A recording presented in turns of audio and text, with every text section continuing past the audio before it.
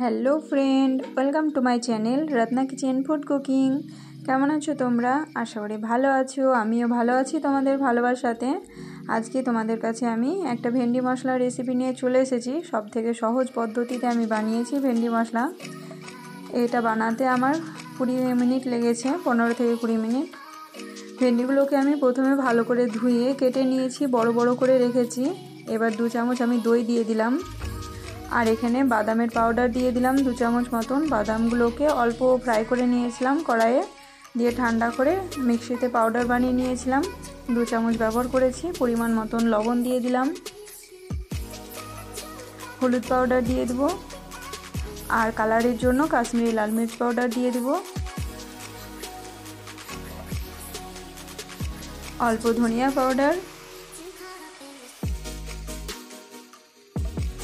আর অল্প জিরা পাউডার দিয়ে ভালো করে ভেন্ডিগুলোকে মশলার সাথে মাখিয়ে নিব হাত দিয়ে। যারা যারা আমার ভিডিওটা দেখছো একটা করে লাইক করে দিও, আর কোনো নতুন বন্ধু যদি আমার চ্যানেলে প্রথম ভিজিট করেছো, আমার চ্যানেলটাকে সাবস্ক্রাইব করে আমার পাশে থেকো।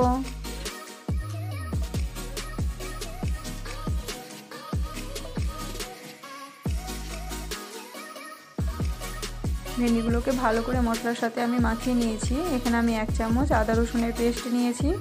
পেস্টটাকে দিয়েও মাখিয়ে নিব ভেন্ডিগুলোকে ভালো মতন। মাখানো হয়ে গেছে।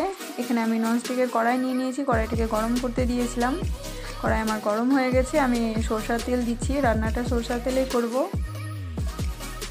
তেলটাও গরম হয়ে গেছে। একটা শুকনো লঙ্কা দিলাম, আর গোটা জিরা দিব 1 চামচ মতন।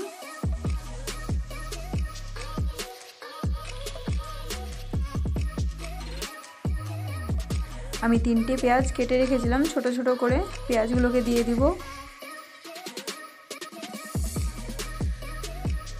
গোল্ডেন কালার আসা পর্যন্ত পেঁয়াজগুলোকে ফ্রাই করতে হবে।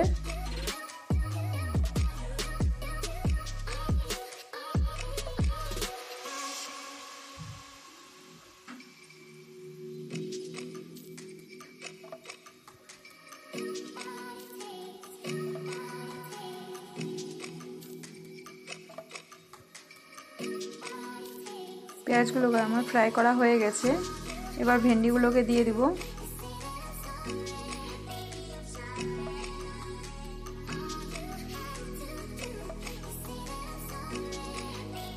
থালটাকে ধুয়ে অল্প জল দিয়ে দিব।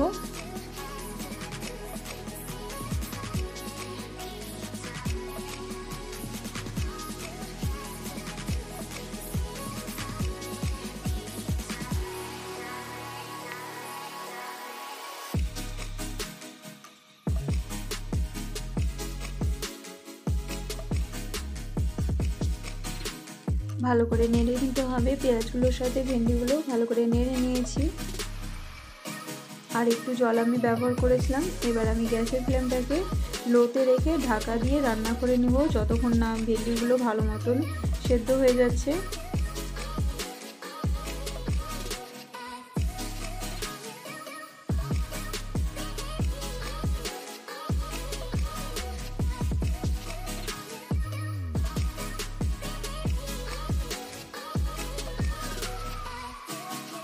আবার ঢেকে দেব আমি।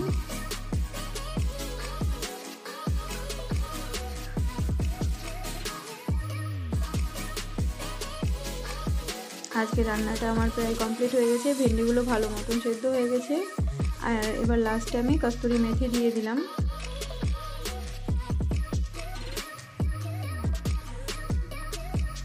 আজকেকার রেসিপিটা আমার অলমোস্ট কমপ্লিট হয়ে গেছে। আমি এবার গ্যাসেরটা বন্ধ করে ঢাকনা রেখে দিব ঢেকে। আজকের রেসিপিটা তোমাদের কেমন লেগেছে আশা করি ভালো লাগবে। ভালো লাগলে লাইক কমেন্ট শেয়ার করে দিও। আবার দেখা হবে অন্য কোনো ভিডিওতে। ততক্ষণ সবাই ভালো থেকো। Tata, bye bye.